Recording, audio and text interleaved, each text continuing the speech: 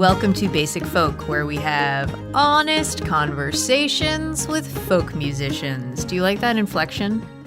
I don't, and I feel like you have called into question everything that I thought was true about our show. Like, are they folk musicians? Is it honest? Is it called Basic Folk?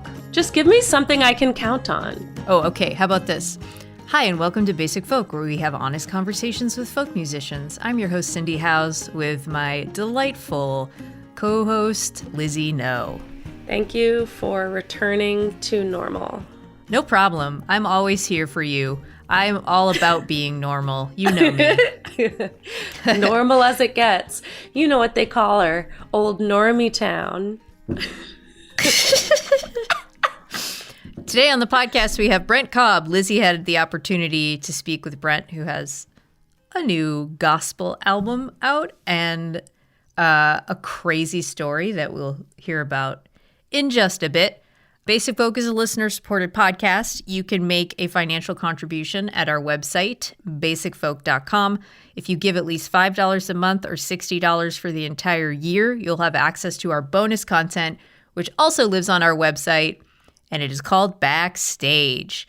You can also sign up for our newsletter at our website or follow us on social media at Basic Folk Pod. You can leave a rating and review on Apple Podcasts. Tell your friends. I want to encourage people to tell their enemies about the podcast, and here's why.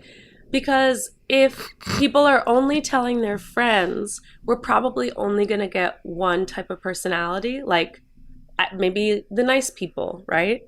But then if you tell your enemies, then we're actually branching out into the community of like bad people, which is a demographic I feel like we haven't tried to reach for. You know what I'm saying? Interesting. Like, why limit ourselves to people that we and our audience respect? Like, why not reach out to everyone, including the losers, the bullies, the terrible bosses? I draw the line at white supremacists and Nazis. I think I am comfortable saying on record that I, too, draw the line at white supremacists and Nazis.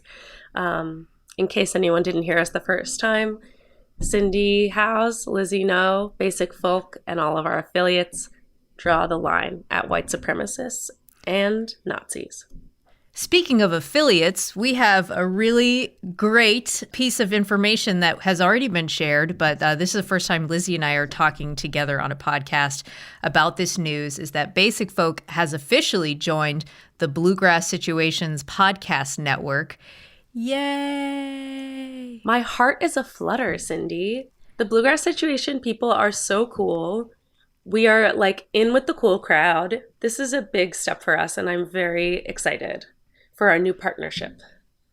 Yeah, lots of great things to come, but thanks to the Bluegrass Situation team for being so welcoming and so lovely. I feel like I have like 100 spreadsheets and Google Docs that I've thrown at them, and they're like, we love it. I say keep the spreadsheets coming. I think that's one of your love languages, if I'm not wrong.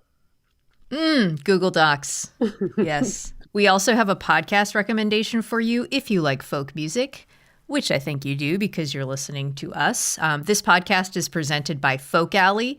It is called Why We Write, and it is hosted by the one and only Kim Rule, who is the former editor-in-chief at No Depression magazine. She's had a long history of writing and being a rad person, and she has talked to people like Mary Gaucher, Mark Aureli, Sunny War, Roseanne Cash on Why We Write, and really digging into the craft of writing.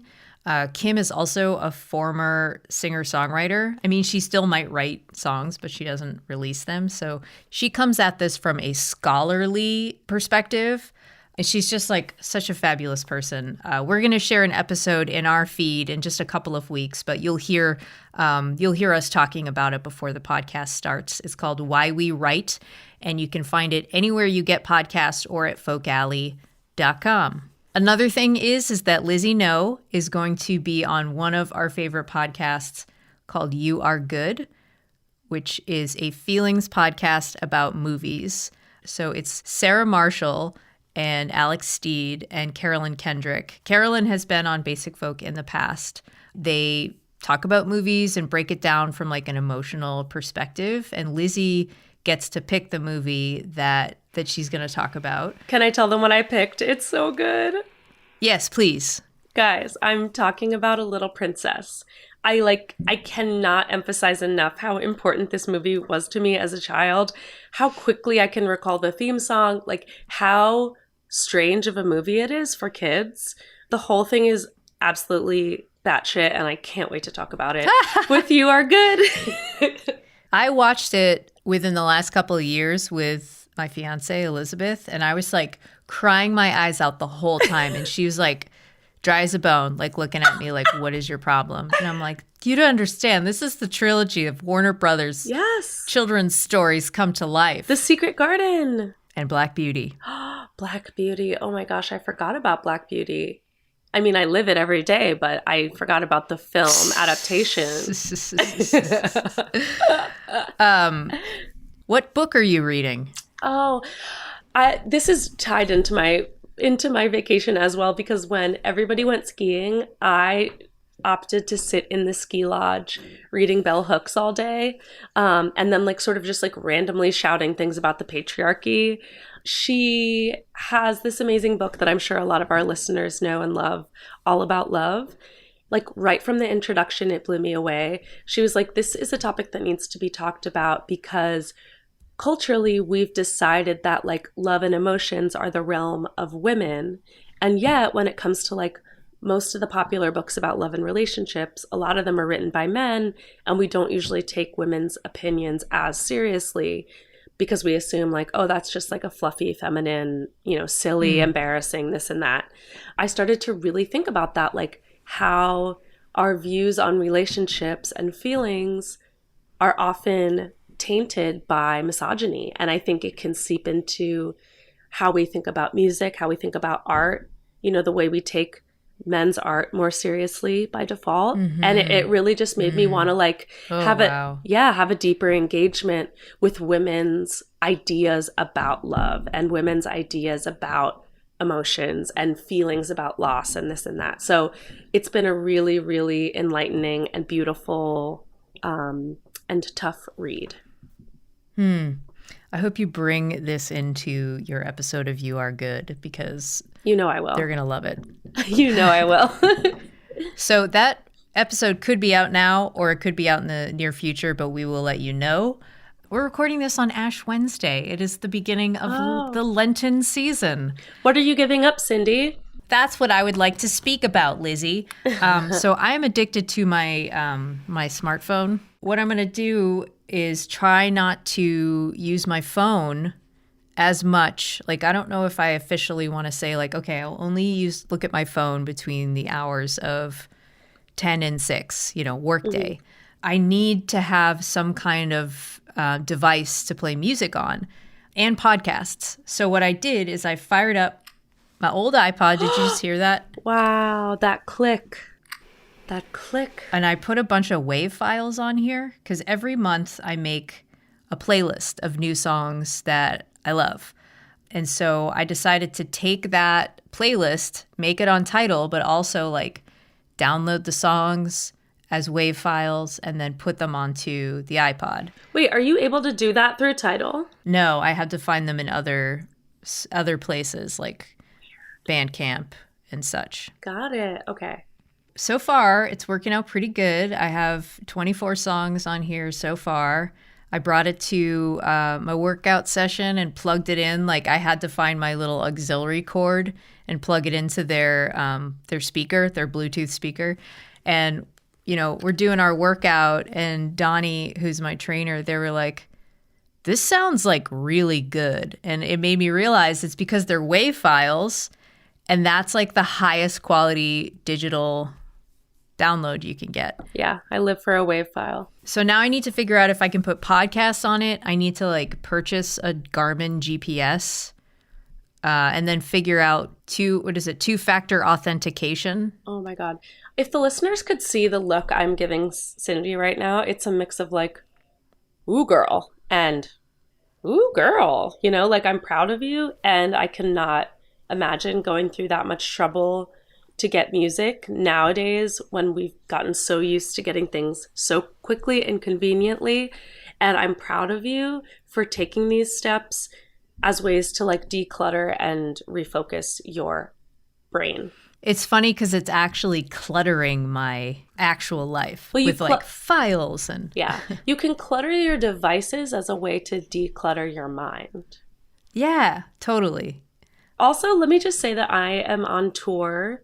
Please go to lizzyknowmusic.com/tour and please find out if I'm coming and playing in your city, because I would love to sing to you personally, dear listener. Also, you'd have the opportunity to see that Lizzie No is taller in person. I never thought of myself as tall because my sister is very tall, taller than I. So I thought of myself as the small one. And you know what that gets me thinking about is family. You know who loves their family and has a really deep and creative and unique relationship with their family? Can you guess, Cindy? It rhymes with bent knob. Is it? Brent Cobb. It sure is. You're the big winner. That sounds like a good whiskey. Maybe it is. We should pitch him on that idea, like a celebrity whiskey brand, Brent Cobb's Bent Knob. Okay, Brent Cobb. Let me say he was a dream guest because he was so game to talk about such a variety of topics, and he's such an interesting guy. Really like dyed-in-the-wool Southern gospel and country artist. He kind of had this interesting path into the music industry, which is that his cousin is the producer extraordinaire, Dave Cobb, and they met as adults. Like, they didn't have a relationship growing up. By the time they met, Dave was already this big-time producer. And so Brent passed him his demo CD, and they have worked together, and they've been growing that artist-producer relationship ever since. That's amazing. Yeah, it's a very cool partnership. And I think something that's interesting to me as someone who, like, you know, nowadays reads a lot of artist bios and is interviewing more and more people, a lot of male artists, I feel like, love to don the like multi-hyphenate cap. And I don't want to speak for Brent, but he was really clear about saying, like, Dave is the producer, you know, I'm a singer-songwriter.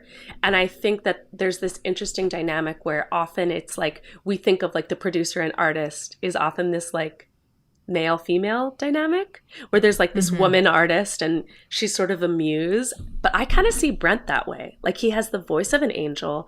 He's so creative. He's so cool. He has this like very gentle presence.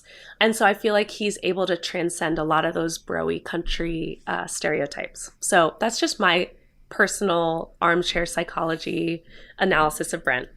But back to his real story. He has released like hit album after hit album while also writing for some huge mainstream country stars like Luke Bryan, which was very fun to talk about. He was nominated for a Grammy for his album Shine on Rainy Day. And his recent album is kind of a pivot musically, but I think really makes sense in terms of the journey that he's on as an artist. Brent was in a really serious car crash with his young son in the back of the car. He kind of came to lying on the ground, you know, got himself over to the car to check on his baby, and he was like happy as a clam, you know, chilling in the car seat. And it made Brent want to revisit his childhood roots growing up in the church, you know, being with family in the church pew, all singing together, the participatory community aspect of music. So he has released this unbelievably good gospel album, and now Turn to Page, which is a very sweet title. And we talked about what it was like to approach these like time-honored songs and write a new original gospel song with his wife, Layne Cobb. It's a really moving song based on that, you know, life or death experience that he had.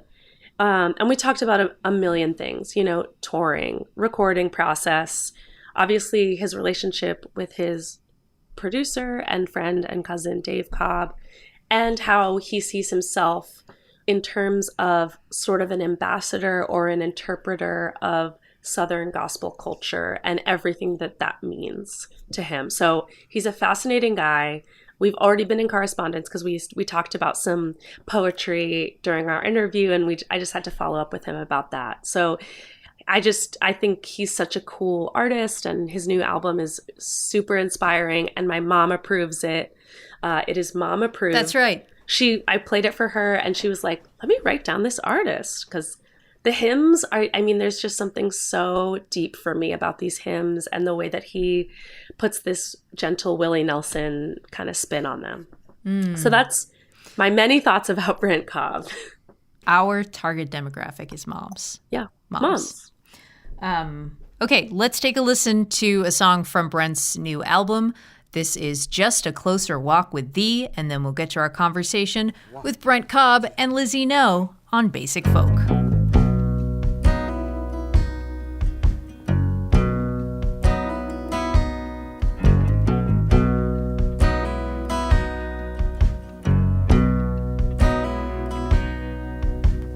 Just a closer walk with thee, granted Jesus is my plea. Daily walking close to thee, let it be, dear Lord, let it be.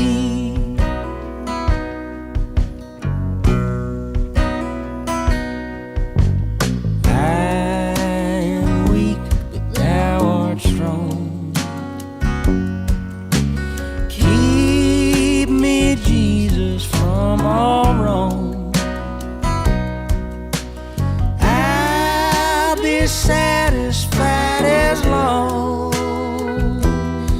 as I walk, let me walk close to thee. Just a closer walk with thee. I could not be more thrilled to be here with the fabulous songwriter and performer Brent Cobb.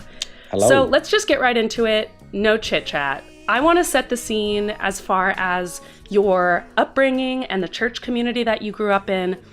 What was your engagement with spirituality as a kid? Like, was faith something that you always held in yourself, or was it more a thing that your family kind of brought you along? For sure, Southern Baptist here from South Georgia, so it was very much family, and most of my church was a very, very small little country church, and a lot of the congregation was my own family. And so, yeah, we'd just sing all these gospel songs, and my aunt played the piano in the corner, and my granddaddy led the singing, and then we'd just go eat a bunch of fried chicken and stuff. So it was, it was very much family, Sunday in the South vibes. Yeah. Going to church. So not so much that fear and trembling, all alone spirituality, but more the community side of things was what really drew you in. Totally, very much. That's absolutely what it was.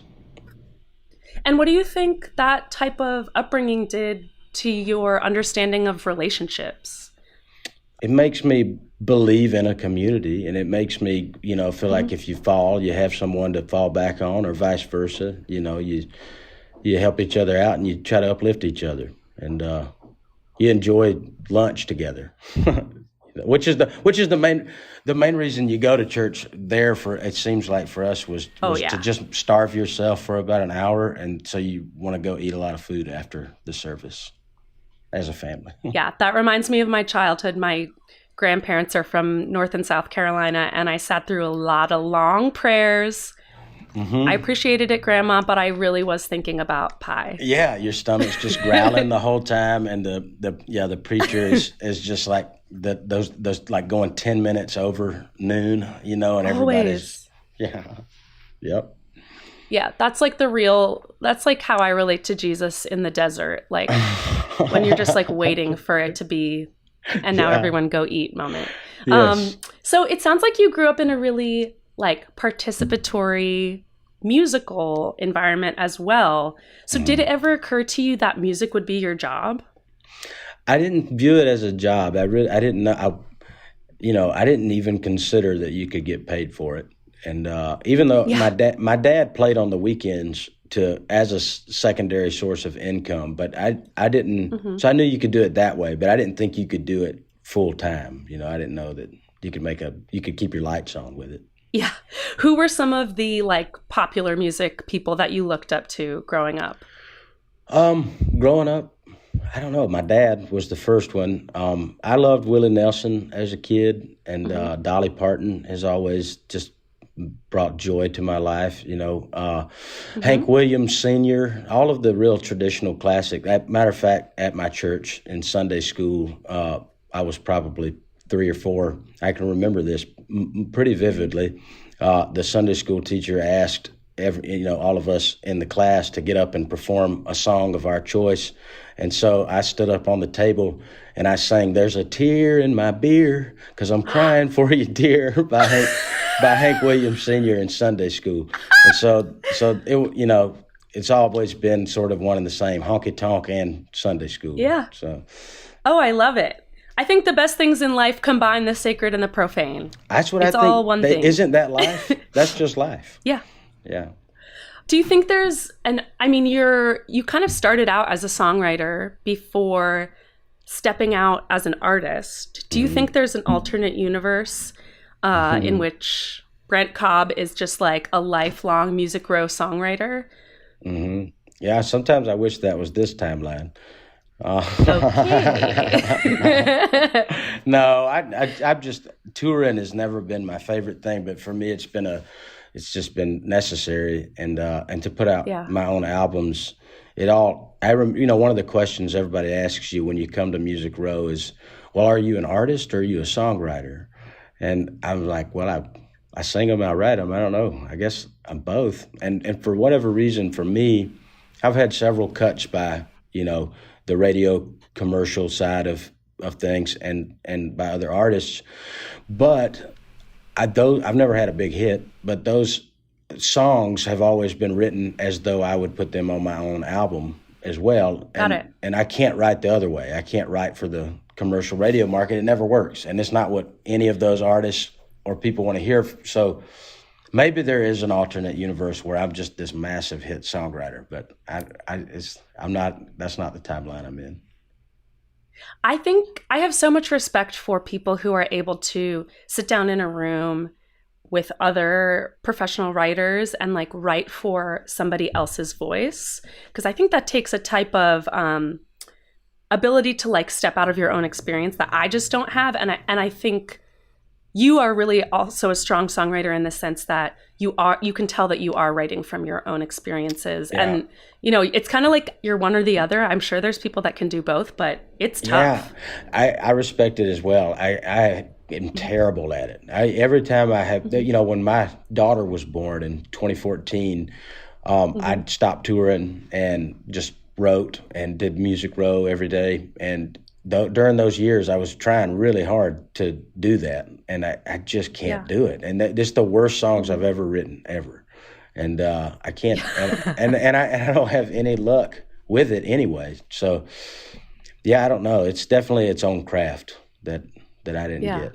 What does Nashville do for you creatively? Like, I know this recent record is really like a coming home record, but are there things about Nashville that you find inspiring? Always still walking through the alleys on Music Row, or just really all of, like, the song by Chris Christopherson, "To Beat the Devil." All right, so it was wintertime. I love Christopherson. I did too. It was wintertime in Nashville, down on Music City Row, and I was looking for a place to get my guitar out of the cold. Whatever. It's just all of that whole description of being a broke songwriter. And every time I go down there to write a song, or I have a little apartment that I split with some other songwriter buddies, and it's right there off Music Row. And for when I come to town, and just being there is just like, God, the history of it all is all inspiring to me. very much is easy to sit up there late night on Music Row at a little pub house and go, who else did this? All of my heroes, you know. It inspires me very much.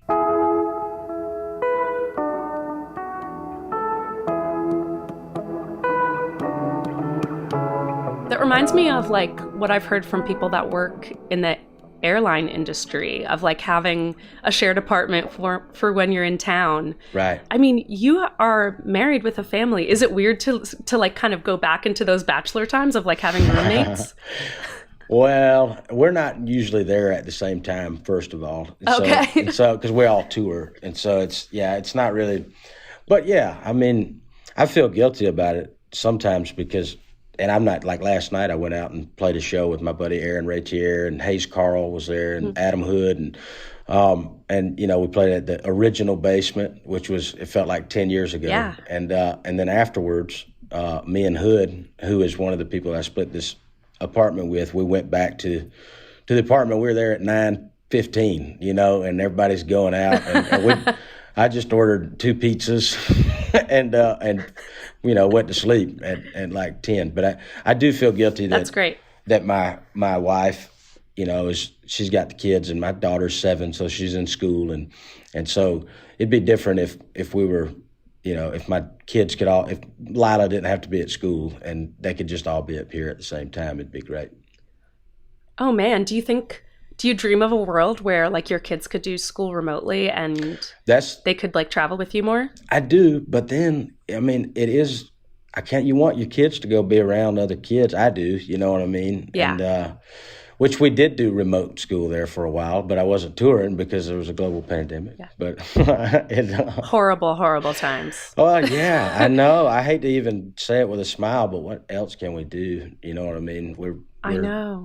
We're a couple of the lucky ones who get to still work, and we have our health for the most part. And but yeah, I do think about you know, I would love to get to the level of, and maybe this sounds crazy, but if I could have just 2 buses and one bus would be great. But if I could have 2 buses, you know, and one of the buses for all of us and the band and the crew, but then the other bus is for the family, and that's not just my family, just anybody in the band. You can rotate your family coming out every other weekend. It'd be fantastic.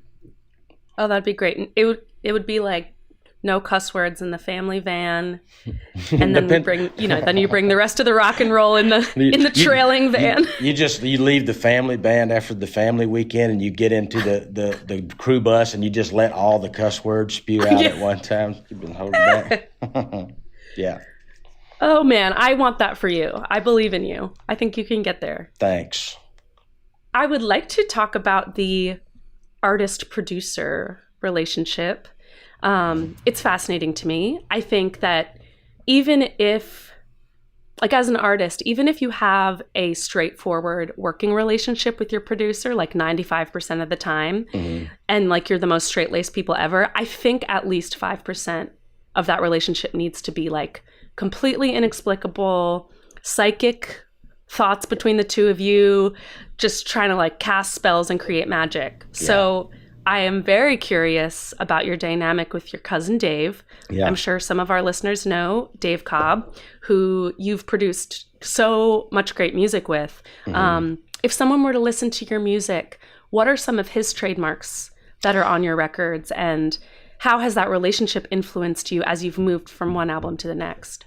I'll first say that Dave and I have always had a working relationship, and we didn't know each other growing up, and we didn't meet until music happened. I mean, I was 18. And so when we first met, that's how our relationship grew, and was a creative relationship. With that said, he produces very much like I write. If I'm writing a song and I know it's a good song, it's very just spur of the moment and very just whatever the muse is, you know, and I kind of know where to fit things, and it just falls out of the sky.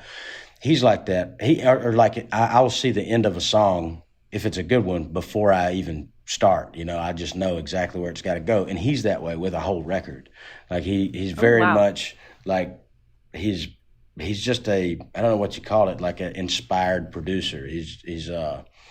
but that's how I write too. So there are similarities, and his mannerisms. I mean, he probably doesn't even know it, but he reminds me of my grandpa a little bit, just some of the little things that he does. But but I guess because we do come from the same creative cloth in that way, that we are a little psychic. And I just, even if we weren't cousins, you trust the guy because he's not a producer that just has a bunch of money and can afford a bunch of gear. He's can play every instrument in there. And he's a student of great, wonderful records, and he's an engineer first. So I think, the secret behind every great record is a great engineer, and he's all of those. I agree. I don't think they get enough shine. Yeah. And I feel like as an artist, I'm always like truly at their mercy. For sure. Because if you grab the wrong mic or you don't have it at precisely the right angle and distance, especially with acoustic instruments, your record's going to sound like mud. That's right. And I don't know about any of that stuff. I don't even know, like the mic that you have right there, I don't know what that is. Yeah. And I just don't know the gear and stuff. And it's sort of like, I remember sitting in algebra in high school and just my brain I could not pay attention to what, like it. And that's how I feel when I try to think about anything other than writing or performing a song, where Dave will be the whole time, and he's usually playing on everybody's records too, even if it's just an acoustic, but while the whole band is going, he is thinking about all of that stuff at one time and like listening to each and everything at the same time. I don't understand how you do that. But Dave is, if I'll bring in what I think is a completed song, and it will be lyrically and mostly structurally, but he would go, what about this little, chord progression for a bridge right here? And it'll be something that you just have never thought about. Or like on my Shine on Rainy Day album, there are a lot of very singer-songwriter songs like Solving Problems, and most producers, if you took in a song like Solving Problems, which is, very singer-songwriter, there would be no pep in the step. There'd be no groove. Yeah. And Dave is really great at taking a song like that and making it bounce and just make you, sort of like Bad Leroy Brown or something. You know what I mean? Like, that's the baddest man in the whole damn town. Do you bring in reference tracks, or do the two of you just share enough mutual influences that you kind of get like, oh, I want this to sound like, there are times when I'll go and I'll be like, I want this to sound like a Sheryl Crow song. Sure. And then, put together a playlist. Or do the two of you just share enough background? It's a little bit of both. You speak that language. Some songs, if we can't find, how it is, if you can't find exactly whatever that feeling is, then you might go, well, here is a perfect reference for that. Yeah. And luckily, we both know so much music that it's really easy. If I can't think of a good reference, he'll think of a good reference. Ugh, that's paradise. Speaking of family, on your new gospel album, and now let's turn to Paige, your dad and his gospel singing group came into the studio for Old Country Church. It's such a great track. Thanks. How was it working with your dad? I can't imagine having such powerful family dynamics in the studio. Did you have to run a tight ship there? No, they're great. He's had this gospel trio for 4 or 5 years now. They're singing together all the time. They have practice every Wednesday, and then they're usually performing every weekend. And they know, the old country church and the old rugged cross, so they pretty much knew what to do. And it was great though. Oh, it turned out beautifully. I've also read that your family has a really close history with that hymn, Old Rugged Cross. Can you talk about that a little bit? It's a little bit of a long story, and it might get out there, but here we go. Okay, I don't have anywhere to go. All right. So when that was my grandpa's favorite gospel song. Just before he got married, he had this dream, and in this dream, he is at a funeral, and he walks up to the casket, and it's him in the casket. And so he wakes up, and he tells his mother about this dream that he had. And she says, well, that means someone close to you is going to pass away soon. And the week of his wedding, she passed away. And when she passed away, all of him and his siblings, they all woke up at the same time of the night in different houses, singing the Old Rugged Cross, which was her favorite gospel song. And so neither of them knew that until the next day. They said, when they found out their mom died, they said, I woke up singing the Old Rugged Cross last night. And they said, well, I did too. Well, then at his funeral, he died in April of 2012, April 4th, 2012. Mm-hmm. At his funeral, my cousin and I were sitting in that little old country church that we grew up in, and we had a guest singer who was actually in my dad's gospel group, Mr. Joey Recker. He was going to perform the Old Rugged Cross. We're sitting right beside the piano, and the hymnal is open. And every so often, the ceiling fan would turn a page in the hymnal. That by the time Mr. Joey sat down to perform Old Rugged Cross, it was already on that page. And so he didn't have to turn the page at all. And he just sat down and played it. And so that song is it's my personal favorite gospel song, and just the history in my family makes it even more so, I told you it's going to get out there. What do you make of that? Like, are you a person that believes in destiny? Do you prefer not to dig too deep into the details? Are you like, because sometimes when there's things I can't explain, I'm like, I need to make peace with not knowing what this means. Do you have an explanation for I don't know. Those pretty wild coincidences? It's hard to believe that they're coincidences, but I don't know anything. Exactly. And, I don't know. We don't know. None of us know anything really, and so and we don't have any control, over. Yeah. We didn't choose to be here, and we don't choose when we go for the most part, and so I don't know.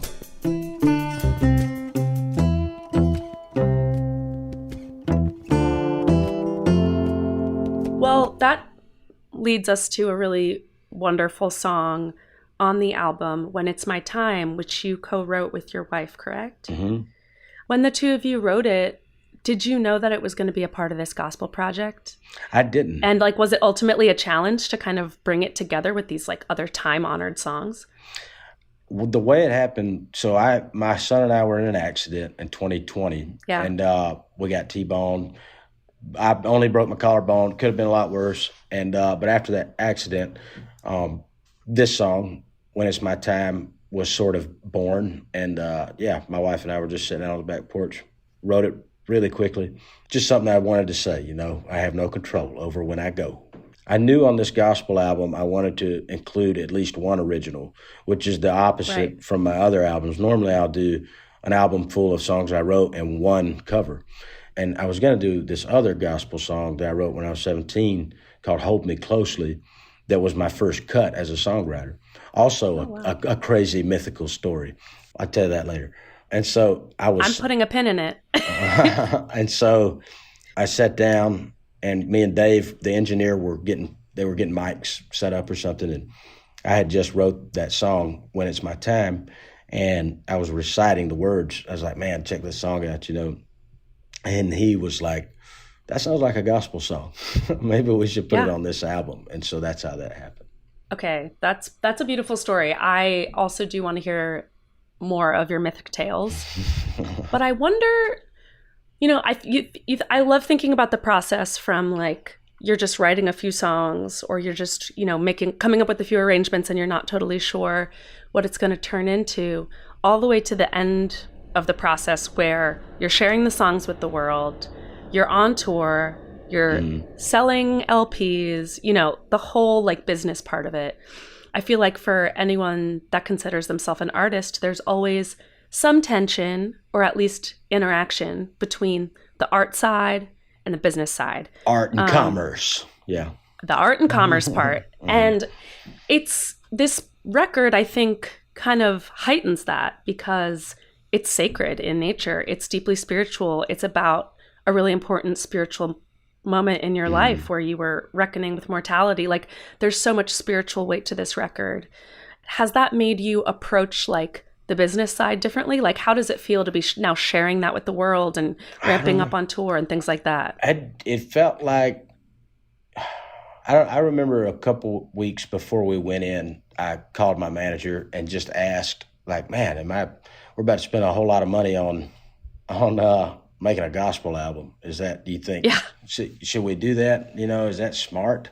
And he was just like, man, you need to do what your heart's telling you to do. And so you're going to own it. It's going to be on your record label. And if it's something you feel like you want to share with everybody, then you should do it.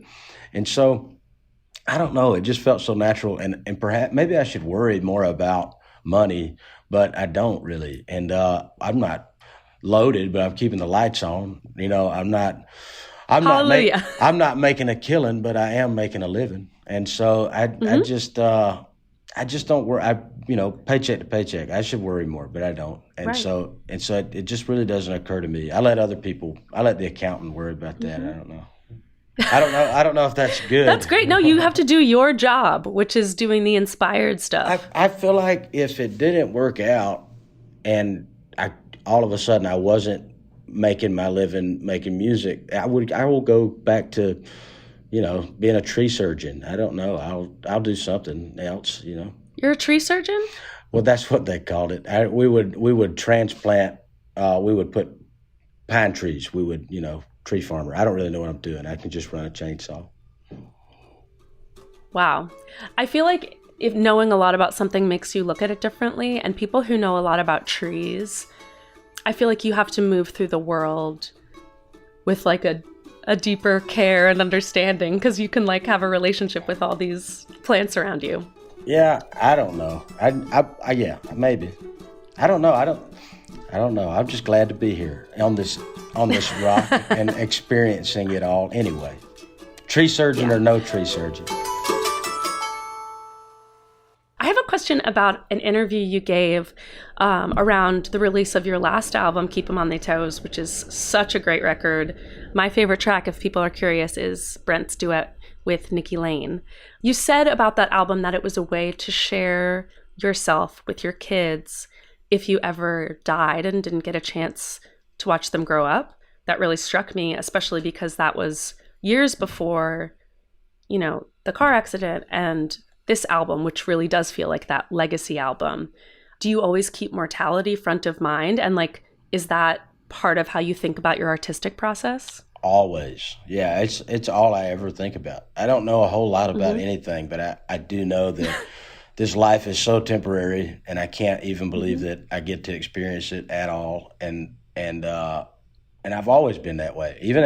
I was like 12 years old reminiscing the old days when I was like, I miss, I've just always sort of been that way and knew that it was all fleeting. And every moment of my life, it's, sometimes it induces anxiety, and then other times it helps me to realize I have no control, so there's no need to worry. And that's how, and each album since my daughter was born has been for that. And like the first album is This Is Where I'm From, that's where Daddy comes from, and then this is stories about all those characters, Providence Canyon, and then Keep 'Em on Their Toes was This Is What I Think About, and then this album, the gospel album, is This Is What I Believe In.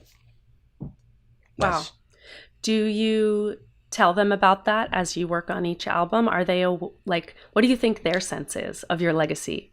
I don't think they're thinking about it like that right now, but yeah, I have told them. Or there's a song on Keep 'Em on Their Toes album that is it's called Dust Under My Rug, and there's a line that goes, I feed my babies when they cry, and my daughter's always like, you do, Daddy.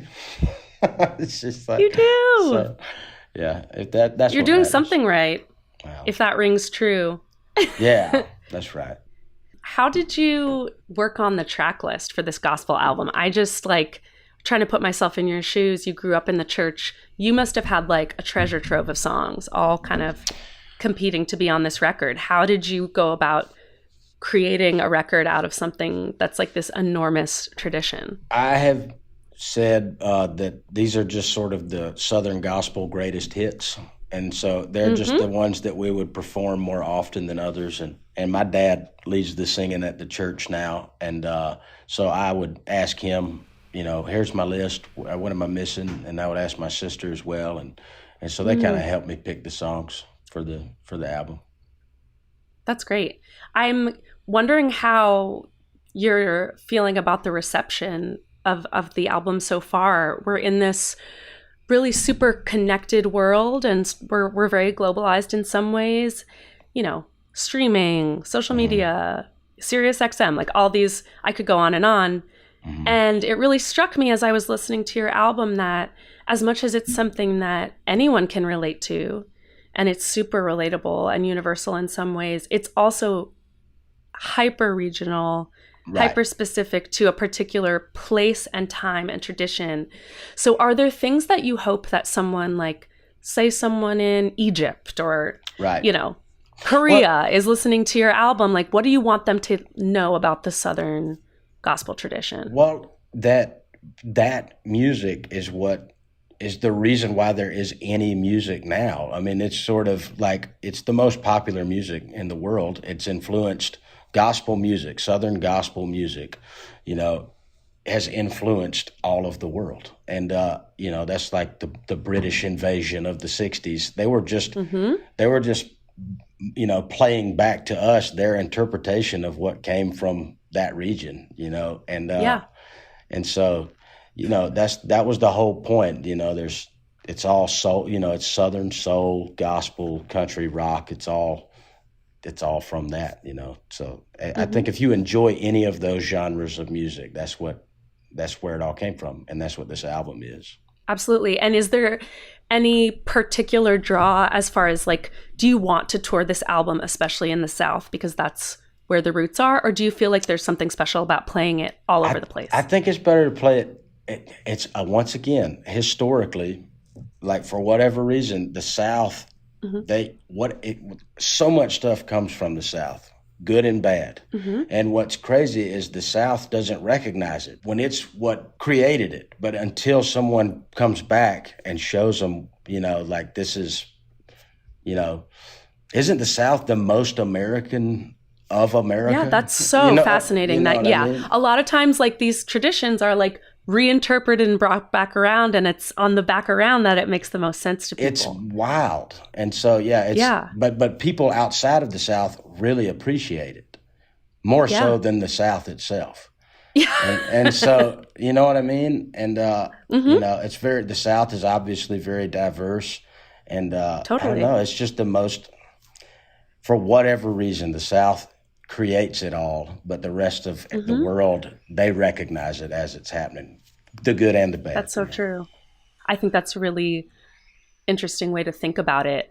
I also have been thinking about how, for so many people, especially, like, if, you know, here in New York, people hear Southern gospel music, they think, oh, that's a Black tradition, right? And, like, you've credited Otis Redding, you've been very upfront about, like, you know, many of my influences are Black artists.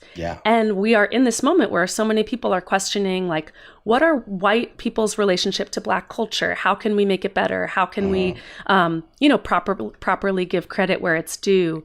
Do you feel like you have a role as a white artist to, like, share this Black tradition with the world? And, you know, even if you just want to share some of the Black artists that have inspired you that people could listen to if they love your music. I think just because it hasn't been done, you know what I mean? And I think just maybe because just people are just genuinely ignorant. They're not aware, you know what I mean? And so, if nothing else, and just the idea of what I said a while ago about the South being so diverse, and, like, we all went to school together. We were all going to church together. We were all eating, working. We were all poor together. You know, we all were together. And so that's why the South comes out. That's why there's such great music and art that does come from the South, and food and everything, because it is so, you know, intertwined. And, you know, I don't know. And maybe I came from a different little pocket where I'm from, but we all got along too, you know? And,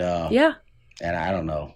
I love where I'm from, and I want the world to know that it is like that. You know, I want people to know where that's what you were raised on, and that's what influenced you. Yeah, I think, you know, I come at this definitely from, like, a very lefty socialist tradition, but that's what actually gets me really fired up about country and folk and Americana music. That from the outside, and yes, there's truth to this. There is a lot of tension of, making sure there's equal access to resources, etc. Absolutely. But I think there is also a tradition of like true class solidarity in country and Americana, of like working people have so much more in common with each other than we realize. And that's the power of these simple songs that anyone can relate to. It's like, yes, we have a lot of reasons to have tension with each other, but more than that, we like, if we're working people side by side, like, why let ourselves get divided? And I think, in my role in that too is if just musically inspires someone to where they don't feel like I'm preaching at them, and I don't mean the gospel stuff. I mean all of the social issues as well.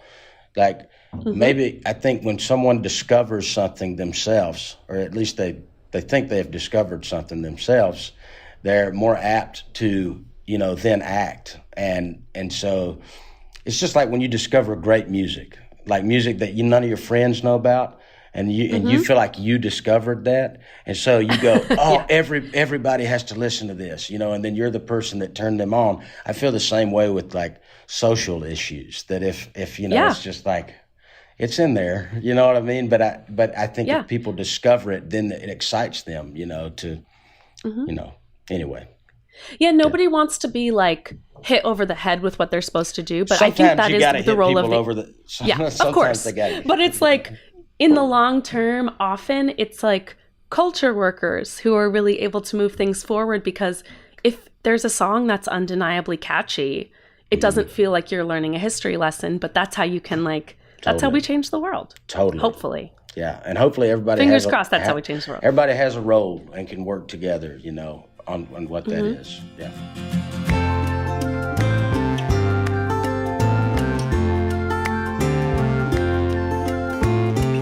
Are you somebody that is always writing, or do you kind of like to stay in one zone creatively and then close the book and then start the next chapter?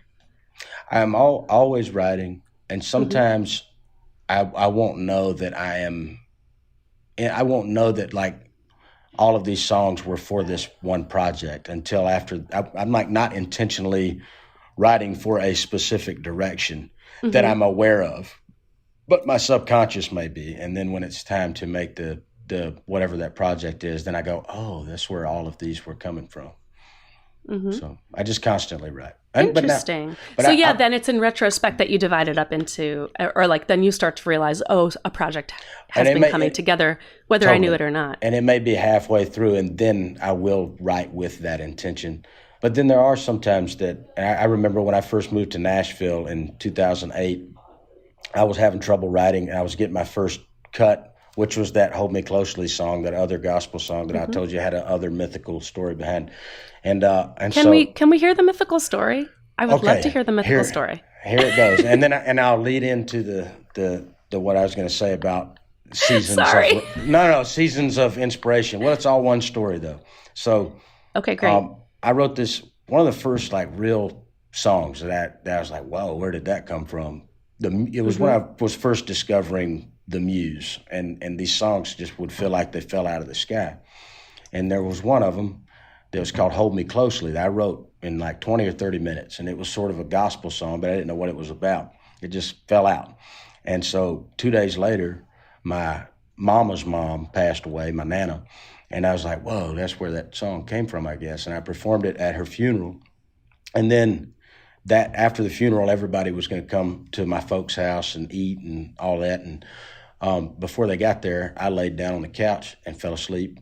And I had this dream. And in this dream, I woke up and everybody had shown up. And I walk into my parents' den, and there's a living room, and my Nana is sitting there on this stool, and she's got this big white book with gold trim. And I say, Nana, what are you reading? And she leans it down and she says, a song book. And when she says that, I wake up from the dream, and everybody's there that I had dreamed about. Well, I took that dream as though there are these songs that are already written in whatever, in this universe somewhere else. And every now and again, one gets sent to me if I'm doing right. And so that song, Hold Me Closely, then became the first song I ever had recorded as a songwriter. It was my first cut as a songwriter by the Oak Ridge Boys. And it's a gospel song. Well, at that studio that day, I was having trouble writing songs. And while they were recording, and Miss Jessie Coulter came in the studio, and I was telling her, I said, Miss Jessie, I feel like I can't write anything worth anything right now. I don't know what's going on. I'm kind of hitting a roadblock. And she said, well, honey, right now you're living, and you need to just live. And then the songs will come later. So that's what I try to do. Oh, that is excellent advice. Damn. Wow. What a cool person to be getting casual songwriting advice from. You're telling me. I have a question for you that I have to ask, and you can and should plead the fifth if you don't want to answer. Mm-hmm. I am curious if psychedelics ever play a role in your creation process, because you seem so connected to your dream world. I call it the velvet world, where like it's the world of feelings and premonitions and those deep psychic connections. Okay, so yeah. Well, are we ever going to get like a true like psych rock album? I don't know. I've always been that way. I think my family's kind of that way. Very, very rural and country people, but also just sort of very connected to the earth. And I think about my grandpa would just sit there in a chair and stare out across the field. He didn't call it meditating, but that's what he was doing. He's just meditating. Looking out on a vacant field. Yeah. I mean, that's totally. And the old schoolers, they didn't think that they were doing that, but that's exactly what they were doing. And I didn't really start, I didn't get into psychedelics until around 2017. And my preferred method is psilocybin, and I love the velvet world. But all it does is the way I describe it to people who have never had an experience is that it really just confirmed what I already knew, sort of. Yes. I already knew it, and then I saw it with my own eyes. I don't know that it's influenced my writing. It's weird. It doesn't matter what I do. If I go on a drinking binge, or if I get too stoned, or if I haven't had much sleep, or if I eat mushrooms, or whatever I do, it never really affects the way I write. Now I can't write while I'm tripping, but it doesn't. Yeah. Thank goodness, for whatever reason, it hasn't affected my ability to write songs. It's just kind of there. Yeah. Well, and it seems like if you're already kind of attuned to those subconscious feelings and the way that you're connected to the world and other people, it would make sense that isn't like a total reality shift for you. Like right. Tripping maybe is just connecting to a deeper part of yourself that you've always engaged with. I wish everybody could experience it. Yeah. Man, if everybody just at some point of age, you had to just trip a little bit, like a little bit, just a little. You don't have to go over the rainbow. You can just get to the rainbow. I think it just would, like a minor ego death or like an ego nap. If everybody could experience it one time, it'd solve a lot of things, I think. That reminds me of the new Hayes Carll album, which I love so much. On Nice Things, when he's like, this is why y'all are all strung out to Christmas. Totally. This is why I left you all them seeds. God, man. We've been given these gifts. Oh my gosh, I just caused my mic level to spike with my passion. I saw Hayes last night. I love that dude so much. And he's the best. He's been one of my biggest influences over the years. I can't believe he talks to me, but he's brilliant, I can believe it. You're in the right company, it seems like. I think so. Do you read much poetry? I did in high school. I read a lot of fiction now. I read a lot of sci-fi, but no, not a lot of poetry. I actually I've been trying to read more poetry, and I discovered a haiku that I didn't know that was the most famous of haikus, and I won't be able to remember the author right now, but you probably know it. It's called... We can put that in the show notes later. But so my wife and I, when we're preparing my daughter's lunch to take to school, we've turned the napkins into works of art, and so we do a different message on her napkin every day. And so one of the ones that I did last week was this, it's this haiku called the old silent pond, or the old pond. Mm-hmm. And it is, Here. it's so good. It's by a Japanese poet. Oh, it's so good. But it's like there was an old By quiet. Matsuo Basho? That's it. That's the one. There was Okay, a hang quiet. on. Here it goes. There was a quiet pond. A frog jumps in. Splash. That's perfect. I don't think I recited it well, but so like I want to get back into reading more haikus and just poem structure helps so much in songwriting for me. Oh, I think traditional country music has so much in common with those like old English formal poetry traditions. Like For sure. having to write like sonnets and villanelles made me a better It's so good like for pop you. songwriter, I think. It's input output, and it's so good. Yeah, And it's working in restriction. Yeah, absolutely. Yeah, I need to refresh my memory on what the definition and titles of all of these, all of the Poetic types. I actually have some paperback books I can send you. I would I'll love mail them that. to you. Thank you so much. Really, I need. Of course. Okay, are you ready to move into the silly lightning round finale of this interview? I think so. Okay, my rules for the lightning round are: you can skip any question. Don't think about it too much. Just first thing that comes to mind. Okay. Okay. Who was your first celebrity crush? Oh, I don't know. I skip. I don't even know. I don't know. You're a man of the people. No celebrities for you. What is the most important food or beverage on your touring rider? Water. Well, yeah. What is one fact about Luke Bryan that the world needs to know? He's a wonderful piano player.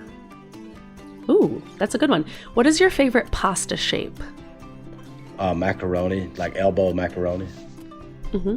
Casket, cremation, launched into space, or other? Oh man, I think other. I don't know what it would be. What is your most useful non-musical skill? I'm a good hugger. And finally, what is your favorite children's book? Ooh, probably The Giving Tree. But I Oh, that is a good one. But I love did you see the new rendition somebody did where they sort of changed the story of The Giving Tree? Does the tree finally get a little more assertive? Because that's what I've been wanting all these years. It is that. You should look it up because I'm not going to be able to quote it correctly. But it is so much more satisfying. Oh, great. Brent Cobb, you have been such a cool, fascinating guest. The new gospel album is fantastic and it's out now. Everyone, please go get this album. It's so great. Thank you for talking with me.